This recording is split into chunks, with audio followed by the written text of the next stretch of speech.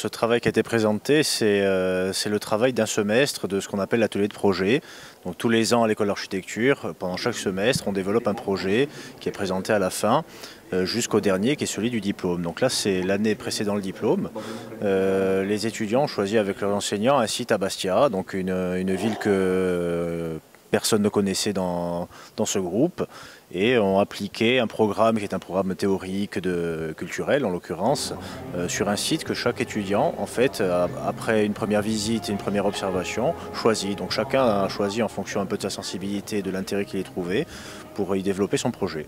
Quel type de projet devait-il présenter? Alors là, en l'occurrence, ils ont tous le même programme, c'est-à-dire chacun apporte sa réponse à un programme qui est commun. En l'occurrence, là, c'était une école de cuisine, une école d'art, avec un restaurant, etc. Donc un programme à la fois culturel et sur un thème culinaire.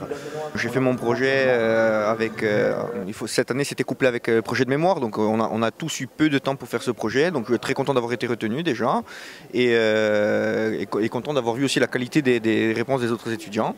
Je voudrais vous présenter un petit peu votre projet, celui que vous avez développé.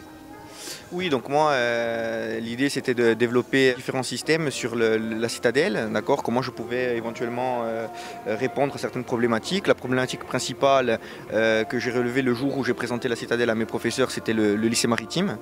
Et donc voilà, essayer de prolonger un chemin de ronde, marier le chemin de ronde et la rue du Dragon qui se mariait donc dans un escalier assez monumental, créer une nouvelle place pour la ville de Bastia, comme ça en proue de la citadelle, et rester dans une architecture très massive, issue un peu de l'école de pensée portugaise, je dirais surtout Erasmo Mateus pour les plus contemporains. Et donc voilà, travailler sur la masse et travailler sur l'enveloppe, même dans mon projet, c'est-à-dire repartir sur le même principe architectonique. Pour la plupart d'entre nous, personne ne connaissait Bastia, donc c'était une véritable découverte, tant architecturale que au niveau de la découverte des personnes qu'on a pu rencontrer, du port, pour tout le monde. Je ne sais pas si tu connaissais toi aussi. En ce qui concerne Olivier et moi, on a eu le même choix de site pour notre projet. On avait un sujet qui était imposé, c'était une fondation d'art et de gastronomie à Bastia.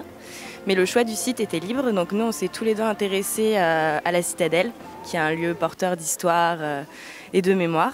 Donc on s'est intéressé au bastion du Chiostro au niveau de la Poudrière. On a essayé de redonner une certaine noblesse à ce site qu'on trouvait un peu délaissé. Et donc voilà, on est parti sur des partis pris différents, chaque étudiant, mais on retrouve quand même la volonté de ne pas contrarier l'existant et de créer un immeuble qui puisse s'intégrer le plus facilement possible au site.